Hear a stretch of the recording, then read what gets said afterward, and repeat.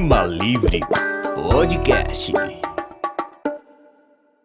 Senhoras e senhores, Tema Livre Podcast no ar, agradecendo, claro, como sempre, a sua presença, a sua participação no nosso vídeo. Deixa o joinha, movimenta esse negócio junto com a gente, para que possamos aqui trazer mais pessoas à nossa programação. Quero agradecer a você que está acompanhando também no nosso Instagram, compartilhando, mandando para a galera. Obrigado pela força, tamo junto. Hoje, batendo papo com meu amigo grande Joaquim Paulo da Silva. Com certeza. Conhecido como Quinca. Quinca. Muita gente conhece como Quinca. Com certeza. Conversei essa semana falando do esporte e tal. Eu falei, Joaquim, qual é o Joaquim? Eu falei, Quinca. Ah, o pai do tecladista. Eu falei, o maestro. O maestro é o filho de Joaquim. E aí, foi aquele emboleiro só. Já foi a história, mas a história foi ficando compreendida. Para quem ainda não sabe, Joaquim é o pai do maestro. Com certeza. O homem da técnica, né? O pai de Jéssica Priscila. Isso. Jéssica e Patrick, isso. A dupla. Brasileirinho do forró antes. É. Você vai chegar nessa parte toda aí. Como você chegou, como você falava, né? Exploração. Ele já está se antecipando para não correr o risco. Já para adiantar o pessoal aqui, que senão... Eu acho que estava rolando uma tensão dele com relação a esse assunto. Pô, esse dia eu comentei pra ele mesmo, eu comentei pra Jéssica, falei, pô, velho, toda vez que Jorge me fala meu nome, só fala da exploração infantil, velho. Não, então vamos deixar esse assunto de lado. Os meninos começaram a tocar com quantos anos? Tinham quantos anos mesmo? Jefferson acho que ia fazer 10 anos. Assim, quando começou mesmo a se envolver com o teclado, ele tinha 10 anos, Jéssica ia fazer quase 9, 8, já tinha quase 9 anos.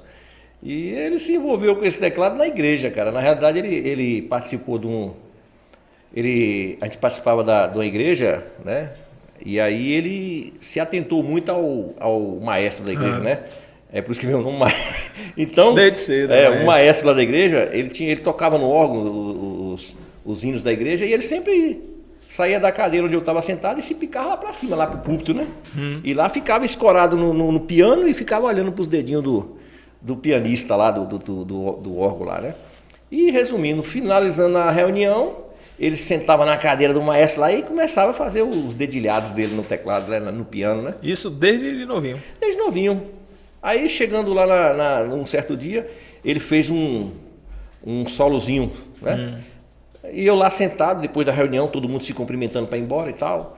E ele lá fez... Pam, param, param, param, pam, param, param. Aí de lá de baixo eu falei, opa, surgiu um negócio ali diferente. Isso de observação? Sim, de tanto ver, né? Acho que de tanto ele observar os dedinhos do rapaz indo e voltando, ele foi lá e gravou as teclas, né? Aí ele sentou lá e fez um rascunhozinho lá. Eu falei, rapaz, quem te ensinou isso aí? Não, pai, é que eu vejo Gilmar, Rony fazendo aqui e eu... Falei, moço, se eu comprar um teclado para você, você vai ter o interesse de aprender ou só é influência mesmo no momento? Não, eu quero. Aí... Para sorte, o próprio rapaz do piano já estava vendendo um teclado no dia.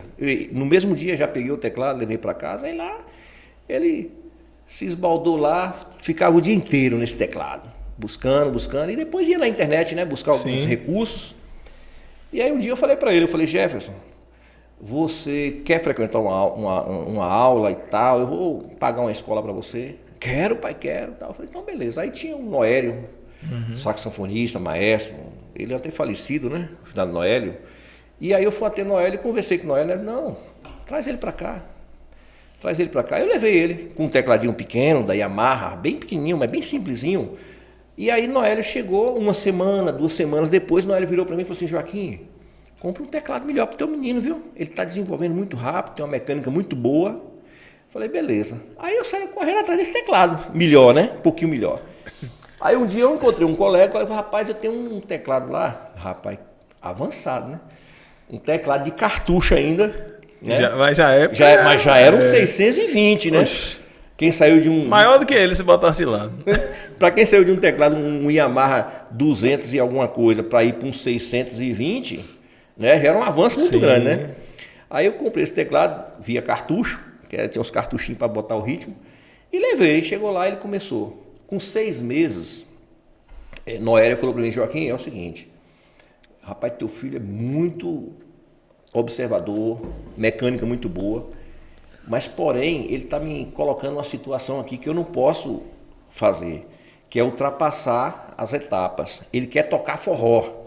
Ele fala para mim direto que quer tocar forró. Só que, porém, a gente tem uma meta aqui que tem que ser por etapa, música clássica. Procure alguém que dá umas aulas de... Aí eu, conversando com o Enéas, sanfoneiro, Sim. Enéas, não, a gente vai lá. Aí pronto. Aí ele só ficava, pai, eu quero tocar forró, quero tocar forró. E aí foi. Enéas foi lá e deu umas aulas para ele uns meses, uns 3 meses. E aí falou, Joaquim, o menino tá pronto, cara, solta o menino para tocar aí na rua. Eu falei, tu é doido, moço, o menino é novinho demais, não pode não. E assim foi, Jorge. Pegou 1 ano dentro de casa ainda ensaiando. Aí Jéssica começou a se enturmar com ele, né? Mas ele era, na época, ele era muito, né, desde pequeno ele era muito fã do Frank Aguiar. E Jéssica se tornou a pirralhinha, né? Que era hoje, no caso Simone e Simaria, era as pirralhinhas do Frank Aguiar na época, né? Isso. E aí ele pegou e montou lá, ele mais ela ficava ensaiando de casa. E todo mundo ficava, solta o menino, rapaz. Eu falei, não, moço, tu é doido, eu passar vergonha com o menino na rua e botar o menino pra passar vergonha, não. Resumindo, um dia eu fui lá no Oi d'Água do São Pedro, do Oi d'Água, e lá ele fez uma participação, né? Pediram para ele subir lá, ficaram sabendo que ele estava lá, foi até Ricardo Mota, que deu essa oportunidade para ele. E lá ele tocou Asa Branca, tocou e cantou Asa Branca. E aí o público gostou muito, aplaudiu e tal. Eu falei, ó, tá surgindo um artista aí na família. E aí surgiu. E aí montamos um esqueminha com ele, Jéssica, minha filha, tinha uma outra menina que era minha sobrinha na época. Aí a gente montou um grupo chamado The Flash. Também só foi tão rápido que durou uma Levou festa. a sério o nome. Aí durou 1 semana só, porque a gente pegou uma festa no sindicato, foi um aniversário infantil, e botou esse grupo The Flash. Mas foi tão rápido que foi igual uma flecha mesmo, sabe? Foi The Flash. Começou na mesma velocidade. Aí logo em seguida veio a Copa do Mundo. E aí ele falou, não, aí minha sobrinha também já saiu, a gente já montou um esqueminha com ele, com Jéssica e com uma menina da UBS, Neia, né? E Lucas Pipoca também era o guitarrista. Tá? A gente montou o esquema, aí ele falou assim, ó pai, vamos botar o nome Brasileirinhos do Forró. Porque estava na época de Copa do Mundo, né? E aí a gente fez montamos, aí já comecei a trabalhar um pouco mais sério com eles, porque eles estavam com vontade de trabalhar, estavam com vontade de tocar, eles gostavam muito da música. Então aí a gente colocou o Brasileirinhos do Forró e ficou por um bom tempo, né? E esse incentivo seu fez diferença. Você falou, teclado, Sim. pega um maior, pega um melhor. Porque, por exemplo, não, isso é coisa de menino, daqui a pouco ele não vai encabular mais com isso, joga de canto. Não, você foi, trouxe outro, você foi dando sequência, bota num curso, faz uma coisa. Esse incentivo ele faz muita diferença no final das contas. Sim, fez porque assim, ele demonstrou querer e eu apoiei. Claro. Eles demonstraram, né? Se não tivesse o apoio, mas é isso que eu digo, quando é criança, principalmente, 10, 11 anos, é criança. Sim, Se não tivesse o apoio, não, rapaz, larga esse negócio de música, vai estudar, vai fazer, largava de mão, não tinha o avançar. Mas é legal, a gente conhece aí, por exemplo, a origem do nome Brasileirinhos, eu não conhecia, né? A época da Copa, o 2006, forró. na Copa forró do do 2006. time, legal. E eu achei que o problema era menor, Jefferson, mas aí eu vi que o problema era maior. Ele tirou a criança da igreja e levou para tocar forró nas festas da rua. O Ministério Público já está... Enéas está envolvido. Enéas envolvido. Vai anotando o nome do pessoal aí daqui pro final do vídeo. Não, assim, não foi bem assim também, não. Porque assim... já tá voltando a conversa. Não foi bem assim, tirou da igreja, cara. Até porque, assim, a gente ainda continuou na época frequentando a igreja. Ele também... Lá tinha... Na igreja tinha aquelas festivais, entendeu? Sim. Infantil, adulto. Então eles participaram de alguns festivais de música, show de talentos na época, né? E aí, como na época ele só, como eu estou te falando, quando ele começou a tocar, ele só tocava. Depois que ele foi aperfeiçoar a cantar. E aí tinha os festivais na igreja, no caso o show de talentos. Aí eles participavam. E ali foi engraçado. Você falou festa infantil. Eu acho que ainda é carente, por exemplo. Sim. Você tem uma festa infantil hoje, claro. Você não tem um grupinho. Não. E naquela época que eles começaram, aí ainda tinha Joel Augusto, né? Que tava, tinha Joel Augusto, tinha o próprio Mateuzinho, né? Que já naquela época cantava também, Mateuzinho dos teclados. Depois ele parou de cantar. E eram os grupos infantil que tinha embrumado. Mas Joel Augusto era uma outra linha de trabalho. Uma outra linha de trabalho, exatamente. Era mais para o MPB. E aí, graças a Deus, na época, quando eles surgiu muitos convites para tocar em festa de formatura de escola infantil, aniversário da cidade, festa Dia das Crianças. Tanto é que a gente já saiu daqui, foi para divisa com Minas, fazer Cariã, aquela região ali, e Caetité, vários lugares, entendeu? Então, como grupo infantil, no caso deles, na época que surgiu o Calypso, naquela época que Joelma estava estourada como Calypso, E aí a gente montou um repertóriozinho diversificado, não só de forró, entendeu? E aí vinham os convites. E dessa forma, eles também participaram de alguns festivais também aqui em Brumado. Né? Aí tem a carência dos espaços de evento, a carência dos festivais, a carência dessa renovação. Hoje a gente não tem. É uma série de situações. Agora, Jorge, assim, eu penso assim, às vezes até tem os artistas, sabe, assim, meio que escondidos por falta de oportunidade. Até porque nesse meio é meio complicado. A gente se enfrentou muita barreira naquela época, entendeu? Mas às vezes a gente conseguia ultrapassar essas barreiras porque eu batia em cima, eu brigava mesmo, entendeu? Pelo fato de ser infantis, na época, a gente encontrava dificuldade em encaixar numa festa de grande porte. Por exemplo, aniversário da cidade, São Pedro. E aí você tinha que ir para cima. Quer dizer, você tem o talento dentro da cidade, você tem os talentos, no caso, dentro da cidade, mas você não tinha oportunidade. Eu encontrei muita dificuldade. Tinha que ficar brigando por um espaço que deveria ser cativo já. De falar, não, obviamente que fosse mais cedo, mas que desse espaço do grande palco, do som, de estrutura, festa grande, até para... É como se fosse a divisão de base, né? Exatamente. Porque as oportunidades, elas iam surgindo assim, sabe? Pintava ali um aniversário da cidade. Falava, porra, velho, quem tá organizando? O secretário ou a secretária. Na época tinha a Cássia, tinha Miguel e tal. Aí você chegava lá e conversava com esse pessoal. Poxa, eu tô com os meninos aí, estão começando e tal. E desde quando eles começaram, no primeiro ano, a gente começou a gravar CD. Então já levava um trabalho já deles, entendeu? Mesmo que era um trabalhozinho, um CDzinho bem assim, bem amador mesmo, mas a gente fazia. Você já tinha algo para apresentar, né? Sim, tinha algo para apresentar, entendeu? E aí, logo um tempo depois também, a gente começou a gravar em casa, a gente montou um estúdio em casa. Não tinha capital para poder gravar em estúdios, mas a gente montou em casa. Jefferson se aperfeiçoou aos programas de gravação e foi. Só que aí a gente encontrava essas dificuldades, chegava nos eventos, né, aí às vezes até tinha o pessoal, a Cássia, eu agradeço muito a Cássia também, pelo fato que ela nos deu muita oportunidade de botar os meninos para tocar em festas de grande porte, como São Pedro, aniversário da cidade, e teve uns eventos que eles participaram no caso, e que abriu portas para outros, entendeu? Eu me lembro de uma situação que é até interessante. No São Pedro do Olho d'Água, quem organizava naquela época foi o filho de Zé Luiz, Eduardo. Ele era o presidente da associação do bairro. E Jéssica tinha vindo de um evento no São João, na fazenda do finado Lim. Rapaz, estou falando só o nome finado, hein, velho? Do que ensinou a tocar, do que ensinou a tocar, do que deu espaço para tocar. Do que abriu espaço no Olho d'Água, do que tocou na festa. Esse vídeo para soltar em novembro. Dia de finado.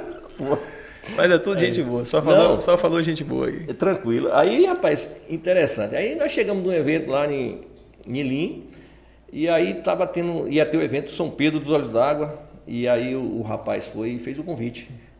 Zé Luiz, na época, o filho de Zé Luiz Eduardo, falou assim, Joaquim, a gente está com um matinê no São Pedro do Olho d'Água. Tu quer encaixar teus meninos? A gente sabe que os meninos já estão com a bagagem aí, tá tocando direto aí e tal. E aí eu falei, pô, velho, um espaço legal, vou sim, levo os meninos sim. Aí marcamos e tal, começava dia 28, 29 e 30 de julho, acho que foi na época que... Pra véspera do São Pedro, essa criatura vai e acha de mim quebrar o braço. Tecladista com o braço quebrado. Com o braço quebrado é complicado, né? Aí a gente tinha acabado de chegar numa festa e tal, e um garoto foi lá pedir para ele subir no muro para desenganchar uma pipa. Ele foi lá ajudar e acabou caindo em cima do muro e quebrou o braço. E aí levamos para o hospital, tal, engessou o braço, precisava de uma cirurgia, botar platina e tal. E eu imediatamente fui lá, já estava montando o palco nesse dia e tal, acho que 4 dias depois. Montando o palco, eu cheguei lá em Eduardo, falei, Eduardo, vê se tu consegue outra atração aí, vê com o Joel Augusto, vê com o Mateuzinho, pessoal aí que é, né, pro matinê, porque meu menino quebrou o braço, cara. É mesmo, falei, quebrou e aí agora não vai ter como tocar um teclado com o braço quebrado. Aí cheguei em casa e fui falar para ele que eu tinha ido conversar com um rapaz da associação que vai desfazer o compromisso. Rapaz, esse moleque começou a chorar. E não, eu vou tocar, eu quero tocar no São Pedro do Olho d'Água, eu quero. falei, mas como que você vai tocar com o braço quebrado? Não, eu programo o teclado de um lado do braço quebrado, eu programo e do outro eu vou fazendo. Falei, moço, não vai dar certo. Vai, pai, pode falar que eu vou tocar. Aí vai eu de novo voltar na Praça do Olhos d'Água para conversar com o presidente da associação. Ô, Du, o menino falou que dá para fazer. Mas a minha preocupação, Jorge, não era isso. Não ficar no padrão, né? A minha preocupação era que as pessoas não olhassem aquilo como se eu estivesse forçando. Sim, sim. Para as pessoas, as pessoas não vão entender que... Vai olhar assim e falar, pô, tem um menino do braço quebrado tocando lá, o pai não está vendo esse negócio. Você entendeu? Aí o que eu falei? Aí eu falei com o Dudu, falei, não, Joaquim, se ele está com vontade, deixa o menino vir. Ele dá os meios, ele tem os meios dele e tal. Aí eu falei, tá bom, Dudu. Então já que tem um espaço, ele tem espaço de 2 horas, mas se ele tocar 40 minutos, meia hora, tá bom, não tá? Não, tá bom. Eu falei, então beleza. Fui lá, levei ele, na época eu botei uma blusa, um jaquetão preto por cima, escondendo a tipóia e tal, e o braço na tipóia aqui, botei o teclado e tal. Aí ele chegou lá e soltou o que estava gravado, né? E começou, e pau. E deu meia hora, eu olhava para ele, aí, moço. Aí ele ficava, não, pode ir embora. E ele continuou, deu 1 hora, eu falei, moço, para, tá bom. Ele, não, pai, vou tocar mais, não é 2 horas? É 2 horas, eu vou tocar. E aí foi. Pois fez as 2 horas, Jorge, de show. E ninguém percebeu. O público lá embaixo, ninguém percebeu que Semana passada quebrou a unha, deu 3 dias de atestado. É mesmo? 3 dias de atestado na banda. Caralho. Sacanagem. Pois é, velho. E aí é o seguinte, a gente encontrou muitos perrengues, porque nesse meio tem muito picareta. Não só promoter também. Já tomou muito calote na época da banda dos meninos? Muito. Bora então aproveitar e mandar um abraço aí. Pros caloteiros? Rapaz... Não dá tempo de programação, fica curta. Fica curta. Porque assim, nesse meio, de político, vereador, cantor, promoter. E parece que aquele cara que não tem condição. Não, é os caras conhecidos, que tem condição. Que tem condição. E que são desonestos, né? E são desonestos. Teve um contratante, uma época, que contratou os meninos para tocar no Réveillon, na Vila Presidente Vargas, e me ligou em cima da hora, porque acho que uma banda lá, acho que deu cano, e como ele estava patrocinando a banda no Réveillon, então já estava divulgado, fulano de tal está patrocinando essa banda pro Réveillon da Vila Presidente Vargas. Político. Sim. Na época, vereador, me liga 11 horas da noite, eu com minha família reunida, me liga, Joaquim, pô, velho, quebra um galho pra mim aí, bicho, leva teus meninos pra fazer o Réveillon da Vila, porque... No dia do Réveillon? No dia. E eu falei, mas moço, bicho, eu tô reunido com... Não, moço, pelo amor de Deus, vai lá, porque o pessoal não vieram e pá, isso não vai ficar feio pra mim e tal. Eu falei, pô, beleza então, bicho. Vai lá, segunda-feira, você vai no meu escritório lá, você vai lá e tal, e pra gente acertar, mas quanto é o show e tal? Eu falei, beleza, acertamos tudo bonitinho, pá. Resumindo, eu precisei viajar, mandei minha esposa ir lá, recebeu o cachê. Ele virou para minha esposa e falou que a gente não precisava receber o cachê não, porque os meninos já eram artistas, minha esposa trabalhava, que eu trabalhava, que os meninos não precisavam de dinheiro não. Você está entendendo? Foi mesmo. Foi. Aí depois fui lá um dia, não, tá bom, manda deixar a conta aí, deixa a conta aí na recepção, não dá conta que eu vou depositar. Nesse depositar, quanto tá? Réveillon da Vila 2009, 2010, se não me engano.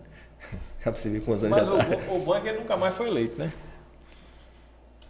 Rapaz. Jefferson Rico, ele já sabe meu modo de operação. É complicado, Jorge. É complicado. Nunca mais foi eleito, graças a Deus. Não, foi? Mentira. Tentou.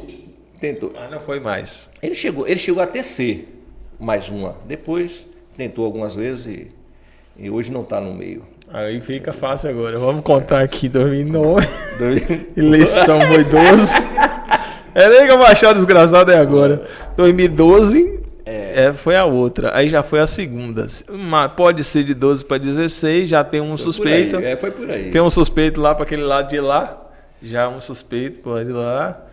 Pro lado de cá tem suspeito. Pro lado de lá da vila tem suspeito. Lá da vila tem suspeito. Tem. Conheço. Aquele bigode eu reconheceria da casa de longe. Tô chutando aqui. Rapaz, eu acho que ele tem bigode não, tem, Jair? Eu não sei se ele tem bigode não. Pois é. E não só ele, cara. Teve artistas aí, cantores que é tirado da promotor, que também fizeram... Esse aí fez um regaço comigo uma vez. Esse fez. Porque fez eu gastar o que não tinha. É sério mesmo, esse aí foi o gastar o que não tinha para poder seguir um artista famoso, para eles fazerem a abertura e eu pagando transporte, van, lanche, uma turnê de, acho que foi 3 ou foi 4 shows, de 3 a 4 shows. E eu seguindo o artista. Eu com a minha van, assim, alugada, no caso. Pra fazer a abertura do cara. Fazer a Mas abertura. não tinha nada combinado com o pessoal lá, não? Da outra banda? Não, porque eles também vieram com um pacote. É um cantor daqui de Brumado que fazia e ainda faz eventos. E ele trouxe essa banda na época. E aí precisava de uma banda de apoio.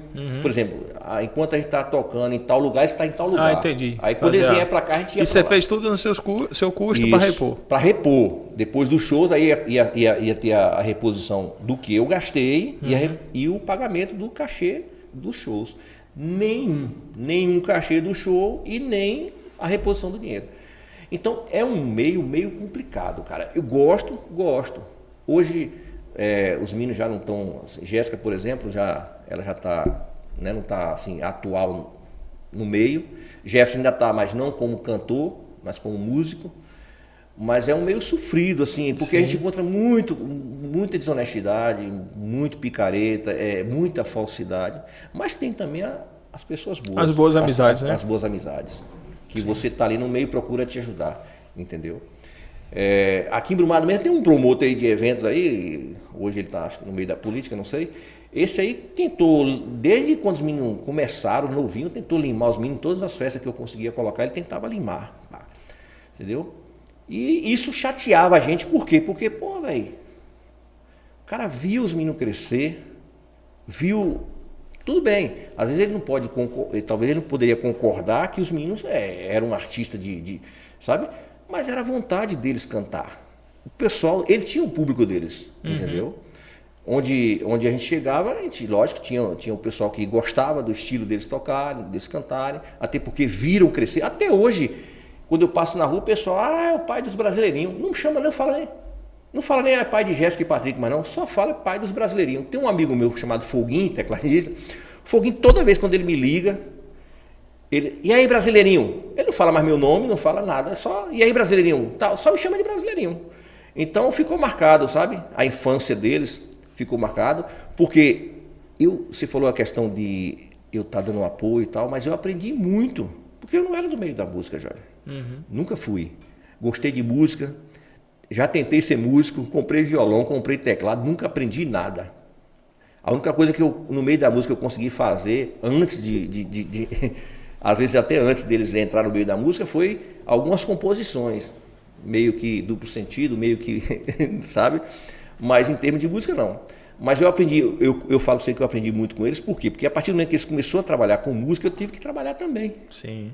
E aí eu fui pegando os macetes. Produtor, você virou, querendo ou não. Porque você tinha que acompanhar, tinha que fechar o show, organizar, com deslocar. Certeza, isso exatamente. E, inclusive, quando eu falo assim que eu aprendi, é porque assim, eu tive que aprender na tora, sabe? Na bruta. Porque eu ia levar eles para tocar em algum som, que esse som seria no caso de um outro artista que iria se apresentar depois, a gente encontrava a dificuldade da qualidade de som. E eu não tinha conhecimento, cara. Mas eu percebia que o som não estava legal. Sim. E durante o show dessa pessoa, que era o artista... Com o mesmo som, com a mesma tudo, ficava outra qualidade. Outra qualidade. E às vezes, até o teclado dessa... Como aconteceu uma vez, a gente foi tocar um som de um determinado artista, o teclado dele bem simplesinho e o dele mais avançado. Porque eu fiz questão depois de comprar um teclado até razoável, né? E o do outro artista era um teclado mais inferior. E depois que ele começou a tocar, rapaz, o som era outro. Eu fui questionar ele por que o teclado do meu menino era um pouquinho mais... sabe, de melhor qualidade, potencial, e o som estava inferior. Ele falou que era a programação. Mas depois, no fundo, eu fui descobrir que na realidade não era. Programação, meu amigo, do som. Do som. Mas na verdade foi o seguinte, na hora que a gente foi tocar, ele baixou as potências, lógico que o som vai sair desse tamanhozinho. Aí quando ele tocou, ele abriu as potências, aí o som... E eu, leigo no assunto, olhava, via a mesa de som com o canal do volume no top, mas eu não atentava lá embaixo nas potências. Ali podia dar a volta ali que não aí ia eu falei, aí quando foi um dia eu conversando com o Serginho, da banda Magnata, Serginho, aí eu conversando com o Serginho, eu falei, Serginho, velho, acontece direto com meus meninos, isso muitos anos atrás. acontece direto. Bicho, eu vou tocar no som de um camarada, o cara vai e mafia. Vou tocar em outro, o cara vai e mafia. Eu falei, moço, tu quer saber de uma coisa? Para ninguém mafiar com o teu som, vai aprender a mixar, rapaz. Eu falei, moço, não, moço. Aí me mostrou aquela mesa de todo tamanho lá. Foi eu conversar com ele, foi ele montando o som no São Pedro também, doidão. Aquela mesona também. Eu falei, não, moço, mas essa mesa não, eu quero a mesinha pequena. Eu falei, não, aprende nessa que você, as outras você vai saber tudo. Aí ele falou, moço, ó, isso aqui é um agudo, isso aqui é um médio, isso aqui é um grave, isso aqui. Pá, compra uma mesa para você. Aí eu fui na escola de som no outro dia. Eu fui na escola de som, comprei uma mesinha, um Stanley. E botei lá em casa, comprei uma caixa de som esqueci até a marca da Fran, e botei lá, e aí agora fiquei. Semanas e mais semanas. Aqui é grave, aqui é agudo, aqui é efeito e tal. E fui indo. Ia pegando macete. Pegando macete de como eu mexer. E aí, igual eu tô te falando, daí pra frente eu fui ficando curioso nas coisas. Tanto é que uma vez eu fui tocar, a gente foi levei ele pra tocar no som de um rapaz, e o cara tentou fazer a mesma coisa, mafiar também. Só que aí quando eu bati o olho, eu falei, vem cá, esse botão aqui é pra quê? Ele, não sei o que. Aí quando eu tirei o mute da mesa, tinha um botão lá que dava um tal do compressor, que você empurra o som, né? Sim. Na vez dos meninos, ele mutou o compressor, pô. E aí o som baixinho. Eu falei, pô, um som de 8 graves, que era pra empurrar. Tá parecendo um som de 2 graves, tá errado. Aí quando eu fui ver o compressor desligado do som. Aí eu falei, não, moço, aperta esse botão aqui, que o som ficou bom. Aí ele ficou todo sem jeito e acabou, teve que soltar o botão do compressor. Aí o som apareceu. Eu falei, ó, já estou começando já a entrar na... E tem um monte aí que tem esses trabalhos de som, sonorização e tal, e que fica regulando, diminuindo, baixando, não, para não estragar. Não estraga, meu amigo. Você regulando ali para... O som tem limite, realmente. Claro. Mas só que assim, o dono do som sabe até onde ele pode ir. Lógico. Entendeu? Ninguém quer que estoure a boca de alto-falante de ninguém lá. De jeito nenhum. Mas tem que ficar numa qualidade legal. Uma qualidade boa. Nós gravamos um DVD naquela época no shopping. Para externo ali, para quem estava ouvindo, ficou bom. Mas para nossa gravação já não ficou. Não ficou o microfone. Deu um trabalho. A gente gravou depois umas peças de percussão separado. Não ficou legal. Era um outro formato de gravação. Era um monte de detalhe, né? É o que você falou. Você vai aprendendo. Eu converso com a galera hoje. Eu não sei se eu teria, do jeito que eu sou hoje, da minha forma, se eu teria paciência para enfrentar algumas situações daquela, não. Né? De você ver que a pessoa está ali lhe mafiando, lhe prejudicando, e a gente querer contornar. A gente é mais novo, a gente vai levando, né? A gente quer mais tocar do que qualquer coisa. Mas vai chegando uma hora que você vai abusando. Hoje eu queria, musicalmente, eu poderia ser produtor de uma banda. E aí você ia ver o pau quebrar, aqui. Eu queria ver nego mafiar. Primeiro que eu ia chegar com o mixador, encostar o mixador, camisa da banda, e falar, licença aqui, pronto. Primeira coisa que ia fazer. Como as bandas mais organizadas já fazem há algum tempo. E é o certo fazer. Leva seu mixador, meu irmão. O cara já sabe mais ou menos. A gente tinha um esquema como esse, que era o teclado. A gente pedia sempre pro teclado estar destacado por conta do solo, porque fazia as viradas. Acho que o único que pegou bem a ideia foi aquele carnaval de 2012, que o trio Chapadão. Sim. Chamou o cara e eu falei, eu quero ouvir a guitarra um pouco mais baixo e o teclado. Só o resto pode tirar tudo. O cara falou, eu falei, voz, guitarra e teclado. Não quero mais nada aqui. Pode tirar tudo. Mas eu queria aquela batucada, aquele... Não, só. Pronto. Gilvan dava o tom, entrava, mas fazia a base, o pau quebrava, meu irmão. Tava tudo certo. E o tecladão em cima, e chegando legal. Quando se tem boa vontade, flui melhor. Flui melhor. Sim. Essa transição aí, que você não queria que o maestro tocasse no Tchuco Baiano, como foi isso aí? Você tirou mais da igreja, botou para trabalhar desde cedo, mas quando foi para a banda completa você não queria. Não, tá doido? Não queria deixar. Não queria o quê, moço? Tá doido? Na realidade, Jorge, 2011? Foi. Mas não, na realidade não foi nem questão de deixar. Naquela época, quando ele falou da proposta, a preocupação não era isso, né? A preocupação, pô, tão jovem, já vai começar a pegar a estrada e tal, né?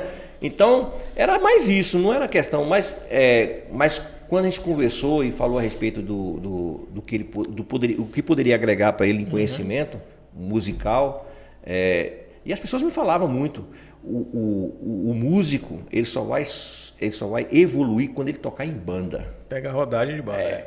E realmente foi. A partir do momento que ele começou a tocar em banda, principalmente quando ele começou a tocar com Tchuco Baiano. A primeira banda foi Tchuco Baiano.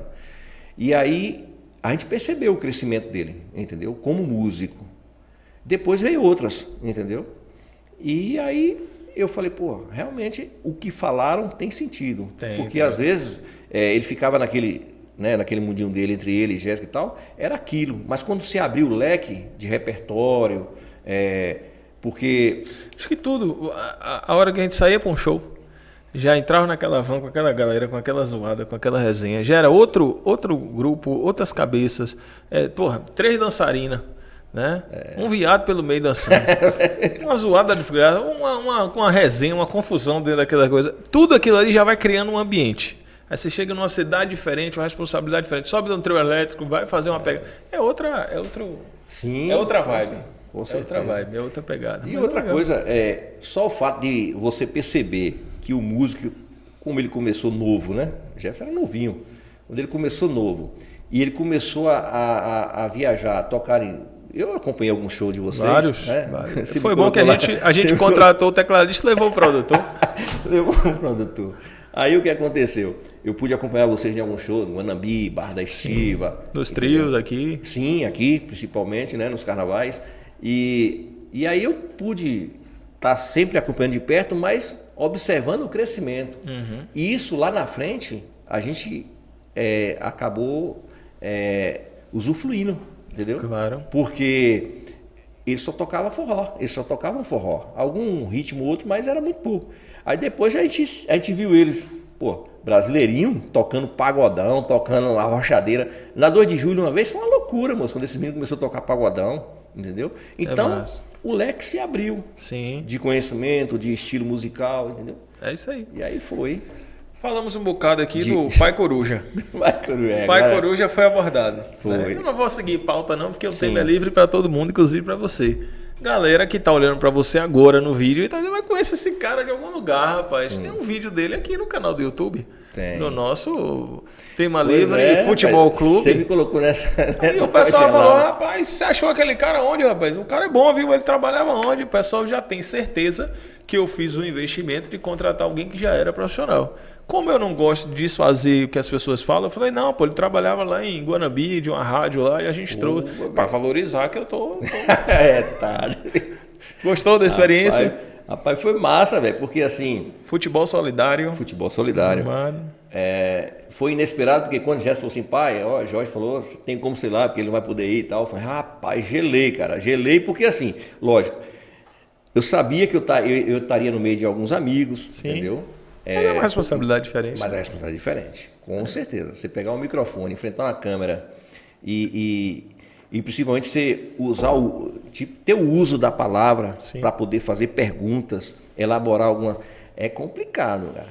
Eu fiquei acho que uns 2 dias assim, elaborando. O que eu vou perguntar para fulano? O que eu vou perguntar para ciclano? Chegou lá, não perguntei nada daquilo que eu elaborei.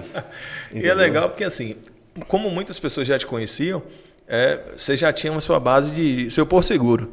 Sua zona de conforto já estava estabelecida. Então, você colava com alguns ali, mas sempre chega aquele outro que você ainda não tem uma intimidade. E aí é o desafio. E assim, todo mundo lhe tratou bem. Super bem, todo cara. Todo mundo lhe recebeu bem. Imagina se tem aquele mais fechadão. Mas que aí eu acho que é mais difícil ainda de... Mas a habilidade de qualquer coisa vai se construindo com o fazer também, né, Joaquim? Mas ficou muito bom. Quem não assistiu ainda, vai lá. Foi 4º Futebol Solidário? Quinto, né? 5º Futebol Solidário está no nosso vídeo aqui do nosso Tema Livre Podcast. É um projeto do canal, a gente ter essa mesa redonda para o futebol e principalmente essas externas.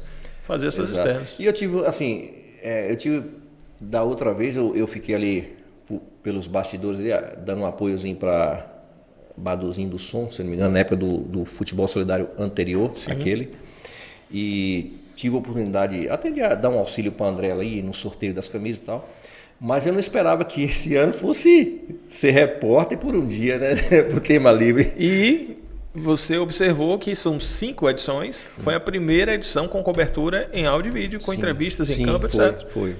Nós temos rádios na cidade, nós temos vários sites da cidade. E o Tema Livre, no primeiro ano, teve essa ousadia de lançar o Joaquim aí como a primeira oportunidade. Cara, você falou a primeira, espero que a primeira de muitas. A gente possa colocar no nosso calendário. Teve do ginásio, eu até falei com o Jefferson, eu falei, era para Joaquim estar presente. A final do ginásio lá, né? A final eu tive lá nos 2 jogos, cara. Foi terrível, viu? A final. daria Dava uns vídeos bons que eu vi um Dava. pau quebrando lá. Foi. Eu falei, só virava a câmera e já fazia os cortes. Já Agora- mandava pra polícia militar, pra polícia civil e postava no YouTube. Falava lá, não. Mas foi. Resolvi. Foi interessante, cara. Foi legal. Mas o jogo foi um jogão também. Foi jogão também. Lá eu tive a oportunidade de assistir o segundo jogo da final ao lado de Vanderlan. A gente ficou ali conversando um pouquinho e a gente já tinha feito a entrevista com ele Sim. no dia anterior, né? Na semana anterior. E eu tive a oportunidade também de encontrar alguns jogadores que foram meu jogador na época que eu era treinador do Califórnia, né? Massa. Que foi, no caso, o Bibiu, que ele não apareceu na entrevista, porque como foi corrida aquele dia, não deu para entrevistar todo mundo, né? Lógico. Teve o Bibiu, né? Que é um ex-profissional também, jogou no Ceilândia de Brasília, jogou em vários clubes, que na época que eu era treinador do Califórnia, jogou comigo aqui. Teve Éder, Sim. que apareceu, foi de malhada. A gente foi bicampeão brumadense, ele como jogador, eu como treinador. Inclusive, quando a gente foi fazer um amistoso em Malhada, na época de preparação para o Campeonato Brumadense, eu nem lembro mais, faz muitos anos. E aí ele era novinho na época. E aí a gente não tinha ficha mais para escrever jogador. A gente tinha pego jogador de Livramento, tinha pego jogador de Caetité. E aí ele não tinha ficha para escrever jogador, mas eu fiz questão de falar para o pessoal do clube, no Califórnia, os presidentes e tal, os diretores, e falei, cara, esse moleque é muito bom de bola. Aí, por que não arruma uma ficha para escrever esse menino aí? Aí o pessoal falou, pô, Joaquim, mas já tá todo mundo inscrito já, cara. Eu falei, e do Júnior? Os juniores. Naquela época tinha o Júnior, o cascudo, né? Ah, no Júnior tem vaga. Eu falei, pô, então, mas o regulamento não permite que a gente pode usar jogador da base no time principal? Permite. Eu falei, então pronto, assina o rapaz no juvenil e durante os jogos a gente põe ele. Aí, só que durante os jogos, no primeiro jogo, foi jogar no primeiro jogo, ele jogou o primeiro tempo do juvenil, eu falei pro treinador do juvenil, pode tirar o menino aí, que eu vou usar ele no time de cima, que tirou ele no segundo tempo, ele foi pro vestiário e vestiu a camisa, e aí pronto, aí surgiu o Éder Malhada, aí daí saiu, o Éder foi bicampeão com a gente, aí o Éder saiu, acho que foi pro Conquista, aí do Conquista foi para outros times aí, Bragantino, Guarani. Eu vou mandar mensagem para ele para tentar alinhar a vinda dele aqui também. Pô, cara, ele seguiu lá a nossa página, mandou mensagem, agradecendo o bate-papo, agradecer ele a entrevista lá do bate-papo. Pô, valeu aí e tal. E já iniciamos a conversa, vou convidar para que ele venha aqui também para conversar. E Jefferson provavelmente queria que ele voltasse a jogar bola. Acho que Jefferson combinou com ele algum percentual de contratação. Porque no vídeo só botou o lance dele dando banho de Queen Neymar, dando de carro, desarmando o jogador. Eu falei, porra, Jefferson, você tá negociando o passe de Éder agora. Tá vendo. Só botou o lancezão, Éder. Top, você, né? Só os top. Mas essa experiência sua com futebol não é de agora, né? Isso aí você tem uma história, você já jogou bola, você já tem uma história no futebol. Ô, Jorge, tenho, realmente. Assim, não profissionalmente, já tentei como profissional, só que eu tive muito desacerto, lesão na minha juventude, entendeu? Quando eu tinha 18 anos, eu fui a São Paulo tentar um teste no Corinthians, porque a idade era muito alta. Naquela época, em 1988, já era difícil. Hoje é impossível. Não, 18 anos, o cara 17 tá na Copa. Então, só que naquela época, em 88, eu tenho um parente meu, do meu pai, que ele na época era um dos advogados do Corinthians. E tinha um rapaz aqui da região de Bitira, Toninho, que ele era um dos tesoureiros do Corinthians. Então, esse parente meu, Dr. João Gomes, que ele é advogado, você deve conhecer, entendeu? Foi ele quem me deu a carta para ir. Aí eu aproveitei que minha irmã estava indo, minha mãe não queria deixar, eu ia fazer 18 anos ainda. E cheguei lá, fui tentar fazer o teste no Corinthians. Só que não era bem um teste, assim, chegar lá e ir pro Gramadão e tal. O cara, vai para fazer um teste no Corinthians. Não, lá eu fui, ele me arrumou uma vaga lá no Terrão. Sim. Para mim participar junto com a base do Júnior. Naquela época, acho que era ter 23 anos que disputava a Copinha.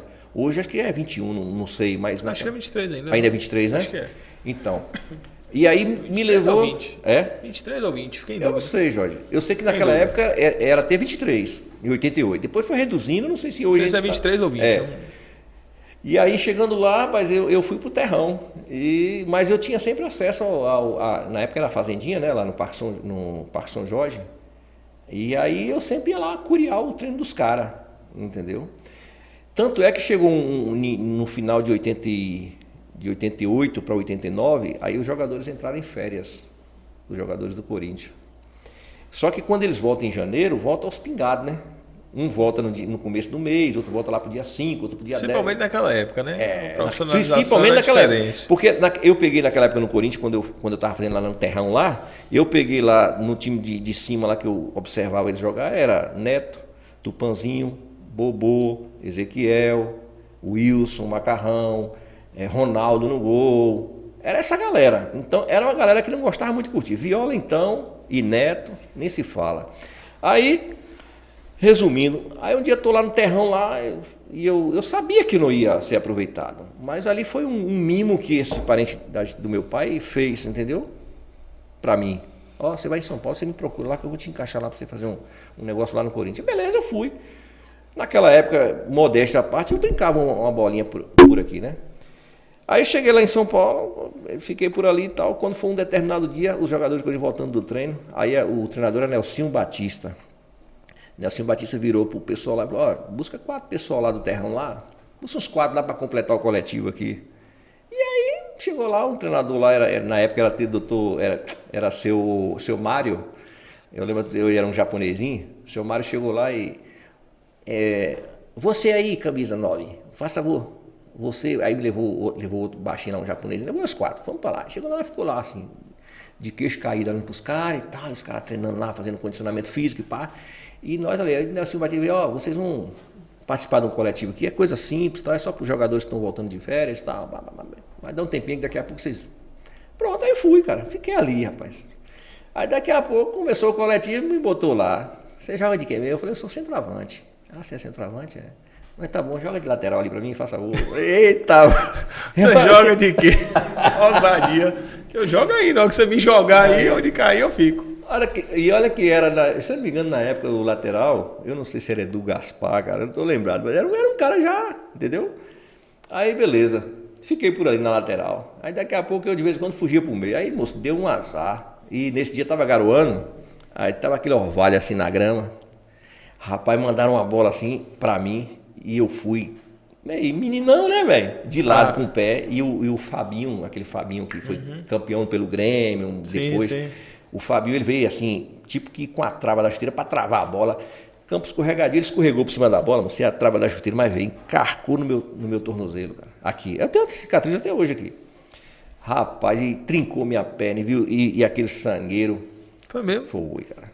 Aí, beleza, mas me deram suporte, me deram a assistência deles lá, médica, tudo e tal. Agilizou mesmo.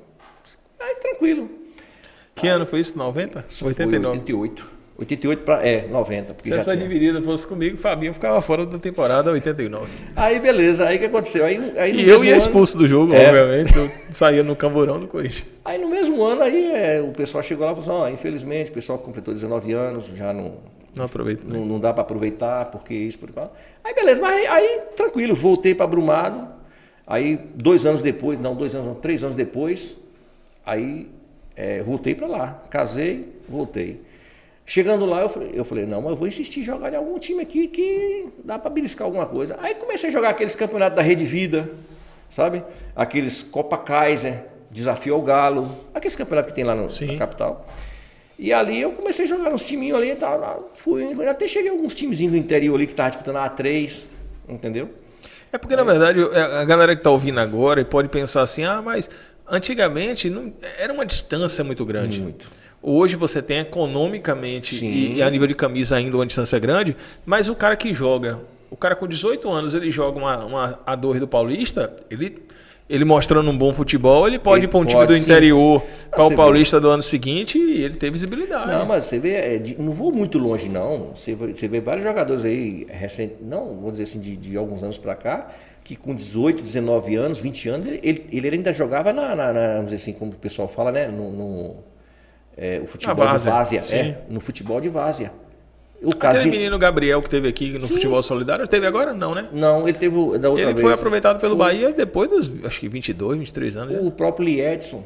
Sim. que era jogou Jiquié, ele era de Jiquié, né? é daqui da região de Poços. Ele tinha que jogou no Poções. Poções. Então, o próprio Edson, quando jogou no Corinthians, jogou no Flamengo, jogou fora do Brasil e tal, ele foi aproveitado também, já com 20 e poucos anos, ele disputou o Intermunicipal, entendeu?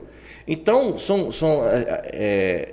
só que né, hoje em dia a criança vai pro clube hoje com 8 anos, 9 anos de idade para... É uma doutrina de comportamento, de tudo. Naquela época a dificuldade era tanta, assim, tinha as oportunidades, mas a dificuldade de você conseguir a oportunidade era o quê? Era alojamento, ainda é, às vezes, né? Isso.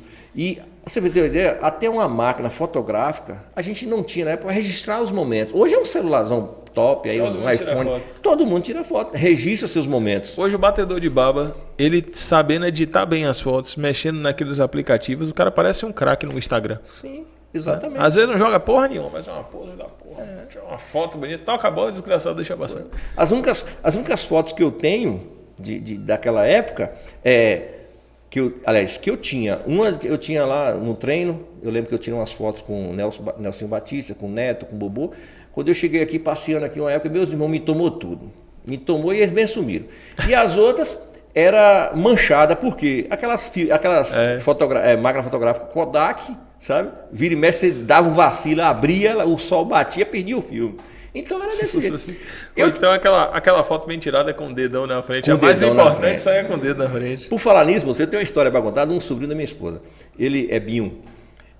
Eu corri a São Silvestre também há alguns anos, né? Aí, Binho, eu levei um dia Binho para ir para a Avenida Paulista fazer, tipo, me acompanhar, né? Segurar minhas coisas e tal. Chegou lá um dia Antes de correr.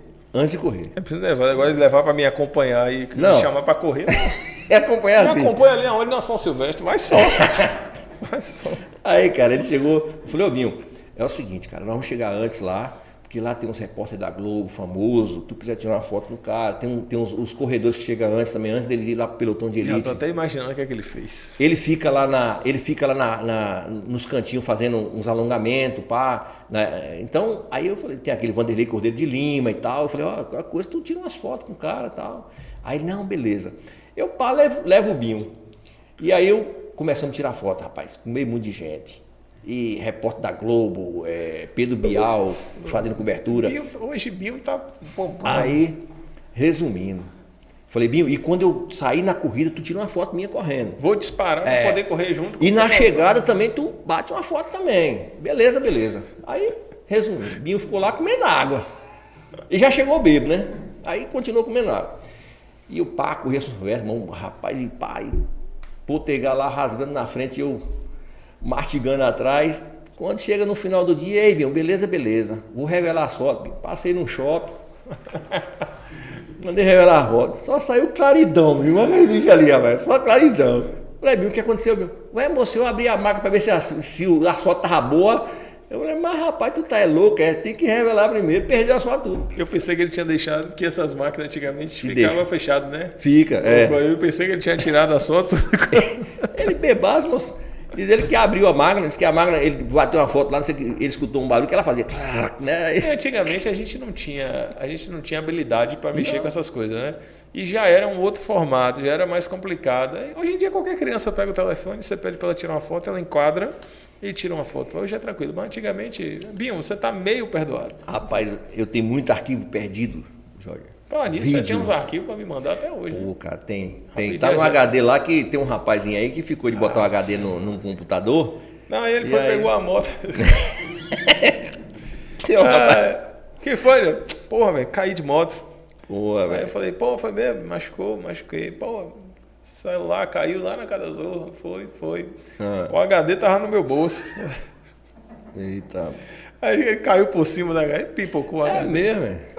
Prestou, mas ficou. E eu comprei pra isso aí, viu? Foi mesmo? Pois é. Eu tenho muito. Assim, porque naquela época tinha muito negócio de fita, né? Fita de vídeo. Entendeu? E engraçado que tem eu disputava num campeonato, no Grêmio Mauaense lá de Mauá. Sim. E aí a gente foi fazer uma partida contra o time do Denilson. Na época o Denilson jogava no Betis, da Espanha, e ele bancava um time em Santo André. Então a gente era de Mauá, era a periferia. Santo André é elite, né? Ó, você passa ali, São Bernardo, Santo André, São Caetano, Ali é elite. Mauá é periferia, mesmo pertencendo ao ABCD de São Paulo.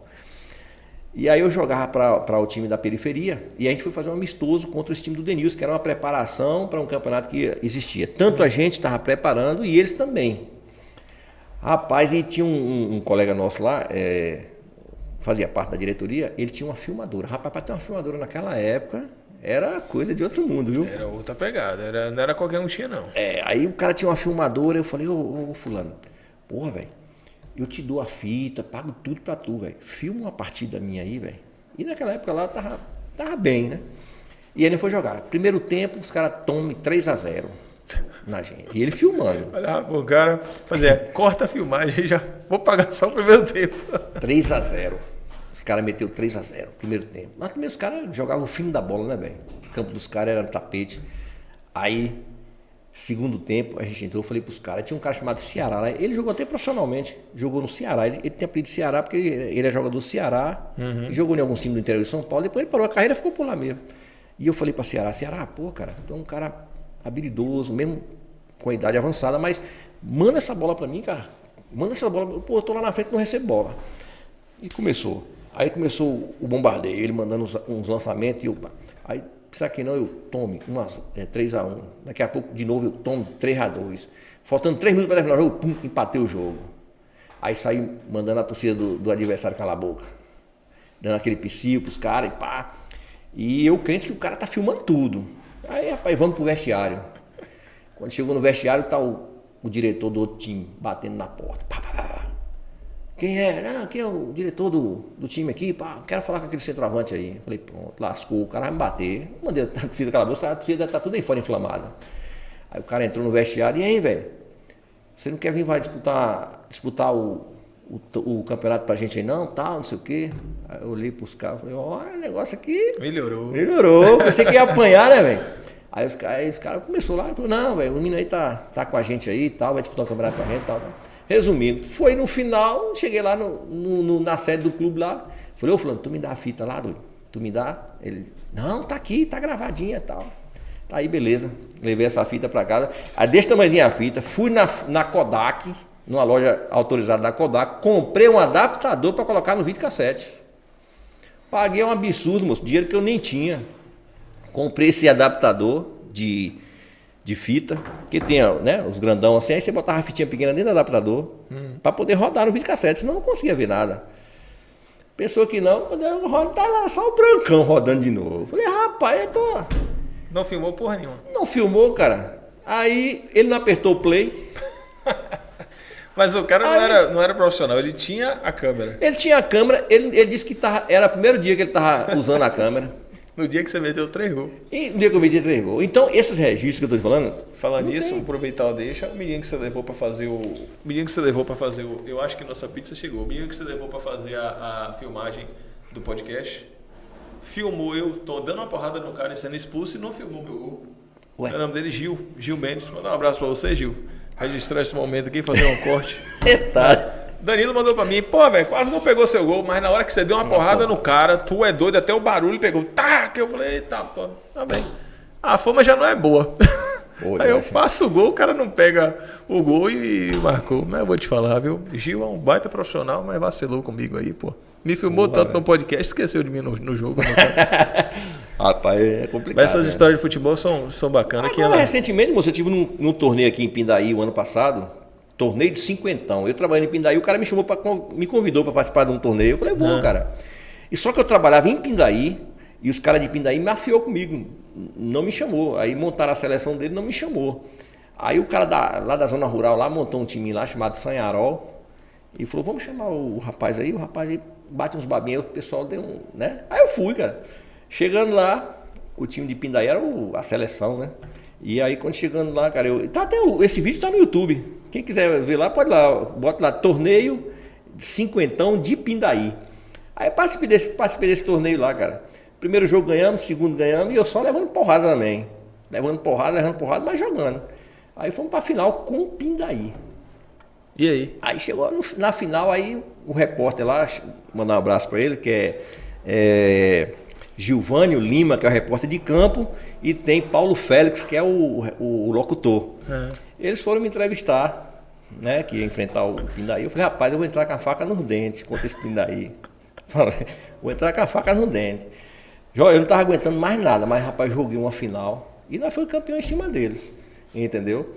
Foi campeão, o time de São Aurora nunca tinha ganhado um torneio, nunca tinha ganhado nada, e ganhou esse time daí que era acostumado a ganhar de Guanambi, de Candiba, aquela região. Inclusive esse pessoal é da TV Candiba, esse pessoal que eu falei. Quem mandou desprezar o craque do negócio, né?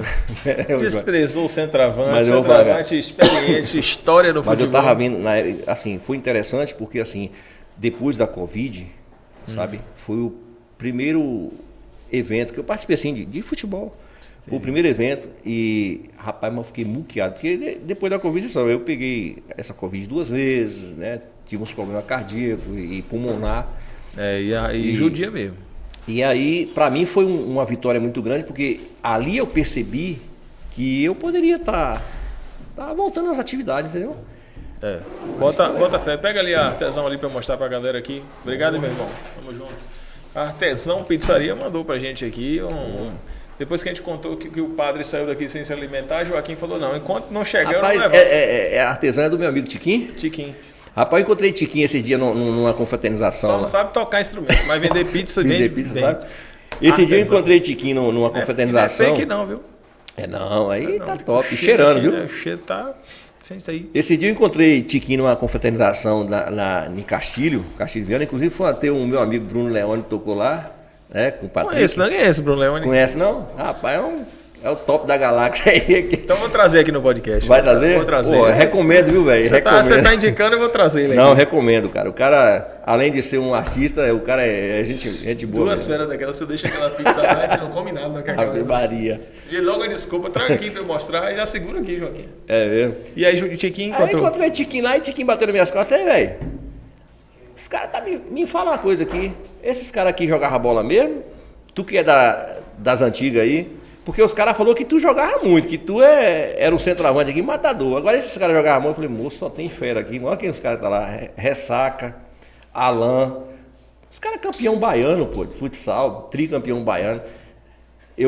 Isaac, essa galera, eu vou falar aqui. O time era organizado, só tinha fera. Dos mais recentes tinha lá assim. Você treinou o Califórnia, foi aqui? Ou jogou no Califórnia? Não, eu joguei no Califórnia em 86. Sim. Quando foi fundado. 85, o Califórnia foi fundado Lulu. E eu joguei no Juvenil do Califórnia em 86.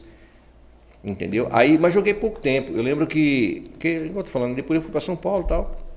Mas eu treinei o Califórnia quando eu voltei de São Paulo. E foi quando eu tive a lesão do joelho, que eu fiz 4 cirurgias de ligamento cruzado. E aí, quando eu cheguei aqui em Brumado, aí ia começar esse campeonato. A primeira vez que o Califórnia foi disputar o Brumadense, aí me convidaram. Como eu não podia jogar, eles me convidaram para fazer parte da comissão técnica, como treinador. Eu não queria na época, mas o meu amigo Gil, Gerson, o pessoal do Basco que a gente foi criado junto, a gente conversou, não, Kika, tal, tu conhece de futebol, tal. Aí eu falei, então bora. Tem alguém para me ajudar? Aí o pessoal tinha Tiãozinho, tinha Nen, tinha uma galera lá. E a gente foi. Primeiro ano, campeão. Segundo ano, velho, não quero mais não. Não, pô, de novo. Segundo ano, bicampeão. Aí eu falei, não, agora não vou mais não.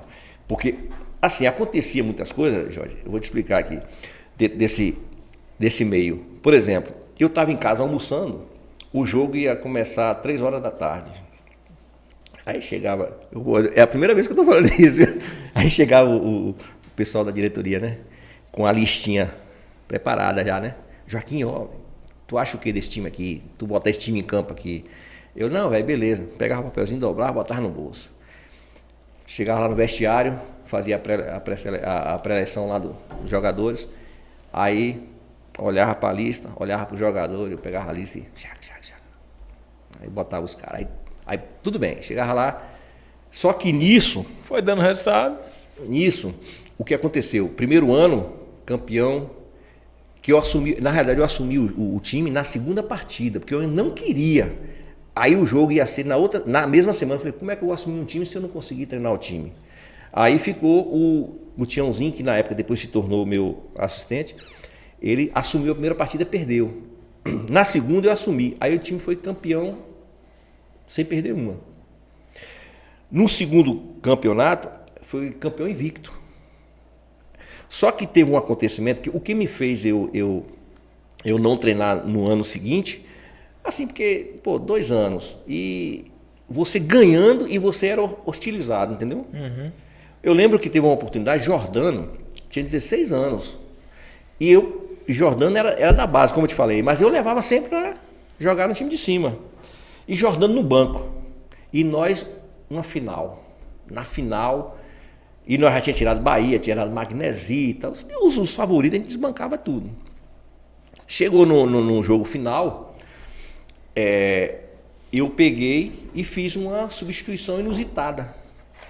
Rapaz, mas o couro lá da arquibancada não era daqueles agradáveis, não. Era burro, era tudo quanto é nome, moço. Porque eu tirei um jogador experiente, na época, um jogador matador, mas porém no jogo não estava rendendo. E botei Jordano com 16 anos, que E que você conhecia a característica dele? Sim, mas eu sabia. Aí eu chamei ele de canto, falei, Jó, tu vai entrar, faz o teu de melhor. Agora faça para mim o gol do título. Olha o que eu estou ouvindo lá. Porque eles queriam que eu botasse um outro jogador. E quando eu tirei o que eles não esperavam que eu tirasse, aí o couro foi maior. Rapaz, Jordano entrou em campo. 5 minutos de jogo, Jordano fez 1-0. 5 minutos depois, Jordano 2-0. Fomos campeões com 2 gols de Jordano. Aí, resumindo, Jefferson lembra disso. Ele até fez uma música pro Califórnia na época do título. Compôs uma música. Foi eu, não foi? Eu fiz e você gravou, né? Fez os arranjos e tal. Foi isso mesmo. Aí o que aconteceu? Quando chegou lá na comemoração, lá na sede, aí vinham os caras. Eu não sou muito de ficar em comemoração, assim, sabe? Eu passava, ficava um tempinho, depois eu ia embora. Aí vinham os mesmos que me xingavam de burro lá, vinham bater nas minhas costas, pô, parabéns, que tal. Eu olhava pra cara do camarada assim, falava, pô, velho, eu te vi lá em cima, lá, tu me xingando de tudo quanto é nome de burro, agora eu sou bom, né? Agora eu sou tal, né? Porra. Não, você... Então, existia muito isso. Aí no ano seguinte eu não quis mais. Aí foi Guimarino. Sim. Aí Guimarino fez questão, Quinca, mas eu quero tudo do meu lado. Até porque eu viajava também, né? Trabalhava viajando. Aí eu fui ficar com o Guimarino na comissão, mas eu falei para ele, ó, Guimar, tem vezes que não vou estar nos jogos, mas eu venho. Aí eu lembro que a gente foi desclassificado na semifinal. Aí eu falei, pô, não quero mais. Aí veio Gil também, pô, Quinca, eu vou ser o treinador do Califórnia, eu quero tudo do meu lado, velho. O último meu lado. Fui também. Também foi desclassificado na semifinal. E Reinaldo já participou do pessoal? Era da diretoria. Você fala advogado, né? Ele me falou, não, pô, tá doido para voltar, vontade de fazer e tal. Ele, Gilson, né? Gilson, Reinaldo, fazia parte da diretoria, entendeu? Nossa, o presidente, eu lembro que o presidente na época era Marcelo, da contabilidade Marcelo, né? Balbânio, fazia parte da diretoria, esse Gilson. Esse campeonato eu joguei, agora o Marcelo jogou comigo, né? Jogou. Então. Pois é, cara, eu tenho boas lembranças assim, dessa época, entendeu? Assim, do Califórnia, mas igual eu tô te falando, não que eu não gostaria de treinar o Califórnia direto, mas é porque assim fica desgastante. Eu vou levar você para treinar o time da UAB, que foi campeão baiano. Tá, é doido, eu tô mexendo com isso não. Você tá vendo igual o Jeff trabalha Não, mas você vai ajudar a gente, porque é uma vaidade desgraçada, e para mexer, aí o que é que resolveu? Eu fiquei, na maior parte dos jogos, tomando a frente das alterações. É mesmo? Pois é, porque eu achava ruim, eu mandava pra porra e a gente mexia do mesmo jeito. Mas foi bom. O pessoal é gente boa e joga muito, viu? A gente tem um time muito qualificado, pessoal inteligente, não só na profissão, mas bom de conduzir também. Pessoal muito, muito bacana. Vencemos os tricampeões baianos, Brumado foi o primeiro campeão do interior, ganhamos a Zonal e Conquista e fomos campeões lá em Salvador, um timaço. Mesmo. Seria legal ter essa galera, né, para disputar um campeonato por uma desse aqui. Vou articular isso aí, ver uns patrocínios, ver Joaquim ali na frente. Tá. Vou ver a galera lá pra gente botar o frente. Então, aí dentro de Brumado, dentro do futebol aqui, eu já disputei em alguns campeonatos pelo Santos, União Bandeirante, o próprio Bahia do finado Zitim e disputei também um veterano, né? A gente foi campeão, foi o Vila. Veterano era quantos anos na época? Então, tá estranho, né? Os veteranos. Eu tava com 37 e o cara tá falando que veterano é 38. Eu falei, não sei. Porque pra mim me ajuda. Não, porque o veterano, assim, tem um pessoal que fala que o veterano é acima de 38. E a partir de 40 é Master. Mas Não, eu conheço Master, é 50 para frente. Eu conhecia Master com 60, depois caiu para 50, porque eu acho que com 60 não aguenta jogar mais. Né? Meu pai jogou veterano com 48. 48. Jogou isso na praia, areia fofa, bola de cordão. Molhava na areia para ser subido. Inclusive ele fez o gol de cabeça, que eu não cabecearia aquela porra, não. A bola ficava feia. Era muito mais idade. Hoje em dia 38, o pessoal quer falar que é veterano. Quando a gente foi disputar esse campeonato aí de acima de 40, 38, 40 anos, o veterano, é interessante que os caras já pegam e colocam, mas abre uma exceção para 3 de qualquer idade. Pô, então já não é um veterano. Não é veterano. É igual esse campeonato que teve de veterano aqui em Brumado. Usaram os mesmos critérios. Para mim não é. Os meninos de Salvador dizendo que Brumado estava levando estagiário para jogar. Igor tem 26, né? Tá levando estagiário. E podia escrever 2 estagiários. Nosso estagiário era Clebson, o goleiro. Acho que era o mais coroa. E ninguém falava que era. A idade não tem nada a ver, né? Profissão com idade. Teve um cidadão também, eu tava de boa, moço, nem queria mexer com esporte, até porque eu passei um trauma meio cruel no futsal brumadense. Eu, mais Gil, treinava na época, na época era Seletel, não, Green Top. Era o time da empresa que eu trabalhava, na realidade. E a gente botou um time lá, mas rapaz, era guerra. Deu tapa, deu burro, só não deu tiro também. No campo tá tendo essa mesma confusão ou o ginásio tá mais o ginásio é mais acirrado. Mas o pessoal tá meio que tá levando essa disputa para essa agressão. Isso eu tô percebendo com uma reincidência maior. Ô Jorge, já foi até pior. Sério? Já foi até, igual eu tô te falando, nessa época eu parei de mexer com futsal por causa disso. A gente trabalhou uns 3 anos no futsal, uns 3 ou 4 anos no futsal lá, brumadense. E eu lembro que teve uma vez que Gil foi até, sofreu uma agressão, entendeu? Lá, e depois ele houve um revide e tal, por parte dele logo depois, e aí quase que deu morte, cara, entendeu? E aí a gente parou, tal. Aí depois de alguns anos, meu camarada ali me chama para poder fazer, ele trabalhava numa empresa de internet, que foi disputar o segundo campeonato dos comerciários de Brumado. Que ela faz isso na Bahia quase toda, né? Jequié e tal. E eles promoveram em Brumado o segundo campeonato de futsal dos comerciários. E ele vai e me chama para ser treinador desse. E eu sem querer, eu falei, moço, eu tô parado com isso. Não, mas não é só do comércio, o pessoal é tudo gente. Aí só joga o pessoal da empresa, Ou pode ir convidado externo com a representando a empresa? Não, era o pessoal da empresa. Entendi. Aí, mas lá acho que surgiu algum jeitinho lá, porque eu percebi que... Né, lá CTPS assinado ali na semana passada. Pois é, cara. Aí eu cheguei e falei, rapaz, o que eu vou fazer? Os outros times, tudo time já organizado, que já vinha treinando há algum tempo, igual mesmo Ajax, Beda Futsal. Então esses caras já tinham... E os caras investiram, né? Investiu e os caras já vinham disputando campeonatos há algum tempo. E aí eu pego um time que posso falar o nome da empresa? Aí foi a Intersoft, que também está no YouTube. Pode buscar lá. Não ganhou. Não ganhou. Aí... Ganhou? Ganhou. Ganhou. Aí o que aconteceu? Chegando lá... Eu ia falar que se fosse a MaxNet, tinha ganho. Aí foi. Você quebrou minha história agora. É ele que se vire para editar agora. Você que se vira agora. Aí, rapaz, pegou, me chamou, eu fui. Chegou lá, eu olhei para os meninos, eu falei, rapaz, não conheço nenhum. E Jefferson ainda como jogador ainda. Jefferson, Jonathan. E eu olhei, eu falei, rapaz, não conheço esses camaradas não. E o outro olhava pro outro time, os caras tudo já, futsal conhecido já, né? Embrumado. Eu falei, pô. Aí eu falei pros meninos, velho, é o seguinte, o importante é nós não tomar gol. A consequência depois a gente vê. A gente foi campeão como, Jefferson? Todos os jogos nos pênaltis. É o sonho da Croácia. É o sonho da Croácia. Todos os jogos nos pênaltis, Jorge. Mas a gente jogou bem, entendeu? Mas seguramos a molecada que estava voando. Mas o segredo foi... O importante é quem conta a história é o campeão. O vencedor é o vencedor que escreve a história, né? Foi legal, cara. Foi legal. Tem muitas histórias dentro do futebol. Mas você vai abrir uma exceção aí para a gente estabelecer essa movimentação. Até porque você vai encabeçar um projeto aqui do Tema Livre Futebol Clube. Então você tem que estar de novo na ativa aí dentro da galera. Vai aceitar o desafio? Rapaz. Já aceitou, porque foi lá na primeira, mas foi um piloto, Vamos avançar nisso aí para a galera já ficar na expectativa? Mas é interessante. Eu não vou te negar, entendeu? Eu tenho assim, desde vamos dizer, quando eu parei de jogar bola foi quando mesmo, assim, acho que 28 anos. Eu falei, parei mesmo.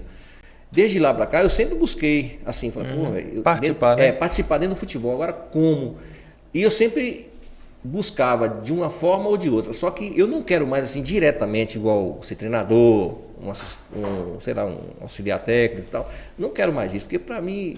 Então, eu me vejo por fora mesmo. Tipo assim, essa experiência que eu tive lá no futebol solidário, para mim, eu gostei, foi legal, entendeu? Você envolve dentro do futebol de uma outra forma. Sim. Entendeu? A responsabilidade é diferente. É diferente, exatamente. Diferente. Mas eu até pronunciei Tema Livre Futebol Clube, mas a ideia é que seja Tema Livre Esporte Clube. Entendi. Para que a gente traga e dê a oportunidade de outros esportes também participarem, porque tem muita gente, cara, muita gente boa. E a gente tem que abrir esse leque. Obviamente, abrindo o leque para a pessoa que está começando, dar o espaço, e depois que a pessoa ganha o espaço e começa a vir aqui também, viu? Tem os jogadores aí que ficam famosos e depois para vir dá um trabalho da porra. Ah, porque Brumado não valoriza, Brumado isso, Brumado aquilo, certo? Brumado valoriza, Brumado dá espaço, depois que você ganha o espaço, você não valoriza quem está em Brumado fazendo o trabalho. É também uma situação. Me tratam muito bem fora daqui, mas não vieram aqui ainda. Então eu vou parar de... Não fale comigo na rua mais não. Brincadeira. Pois é, mas essa pode galera falar, tá... Pode falar que eu vou responder que eu sou um homem educado. Toda vez que eu lembro, eu sou bem educado. Boa. Assunto não falta. Falta não. Prosa aqui vai rendendo um bocado, mas rende, pô. Eu quero lhe agradecer o bate-papo. Falamos aqui do Pai Coruja um bocado. Com certeza. Do Joaquim desportista, de algumas experiências. Nem cheguei lá em São Paulo para falar da sua experiência, né, com a confecção de sapato. Teve uma empresa, indústria de sapato lá. Nem cheguei nessa parte. Chegou não. Não chegou não. E não chegue não, porque esse... Ele tá achando que eu esqueci. Então, é um homem que tem experiência no trânsito. Uma experiência no trânsito. Aqui em Brumado tem uma experiência no trânsito. Ah, tá. Né, Jefferson? Entendi. Tem experiência. Entendi. Quer mandar um abraço pro seu amigo? Pra quem? Seu amigo do trânsito, quer mandar um abraço? Você tá doido, rapaz. Brumado nesse aspecto a gente tá mal assistido com esse cara. Tá, porque assim, quem deveria dar exemplo, não certeza, dá, né, Jorge? Certeza. Então, realmente tá complicado. O cara chega para você, ele fica observando para ver se você passa com o capacete desabotoado, se você passa sem o cinto, para lhe meter uma multa. Mas ele mesmo não dá o exemplo, estacionando em cima de faixa, estacionando na esquina, que lá, acho que não sei se permitido, eu não conheço muito de trânsito, mas pelo que eu ouço falar, 5 metros da esquina para frente. Sim, a legislação é para todo mundo. Mas o cara bota bem na esquina, não tem meio metro, em cima de uma faixa, e depois quer ter direiro, né? Direito é para todos. Acho que a resposta que a sociedade dá pelo beoço que ele é maior do que tudo, sabia? Mas Essa é boa. Meu irmão, obrigado. Valeu, eu que agradeço, Jorge. Disponibilidade. Entendeu? Nada. Em breve a gente marca outro bate-papo para poder tranquilo, anunciar o nosso Tema Livre Esporte Clube. Sim. E já vamos ficar atento aí, maestro, às movimentações esportivas da cidade para movimentar a cobertura, levantar os patrocinadores para poder dar um suporte no projeto. Tem esse projeto, tem um outro projeto também que é de externo, que é para rodar alguns lugares, mostrar algumas comunidades. E não é mostrar criticando não, sabe, Joaquim? É mostrar os valores, mostrar as riquezas da nossa região, da nossa cidade. E a gente tem esse projeto. Tem projeto também da parte de eventos, enfim. Exato. E tá carente, né, Jorge? Porque você vê que o esporte em Brumado, ele até existe, mas não tem divulgação, não tem aquele pontapé que dá para você chegar e falar assim, tá sendo divulgado, tá sendo visto, tal. Não, às vezes acontece, você nem sabe que tem um jogo.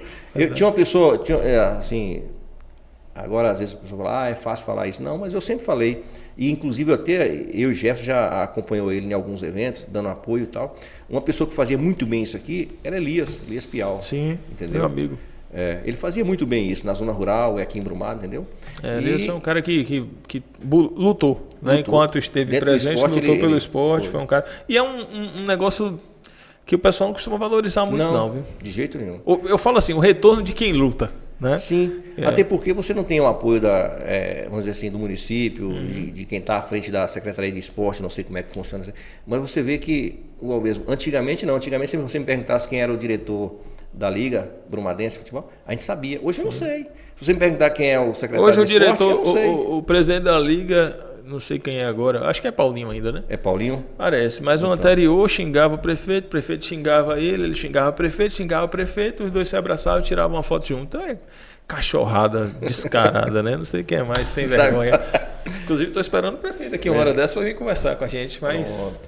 né? Será que ele vem conversar? Ele disse que vinha. Ah, vem. Eu falei com ele no zap, mandei um zap para ele, falou que vem. Galera, valeu. Obrigado mais uma vez, Joaquim, meu irmão. Obrigado, eu que agradeço, meu irmão. Compartilhe o vídeo aí com a gente, deixa aí o seu joinha, seu like e claro, né, manda pra galera para o projeto seguir e continuar nosso Tema Livre Podcast e se inscreve no nosso canal também, tá bom? Um salve a todos, um abraço.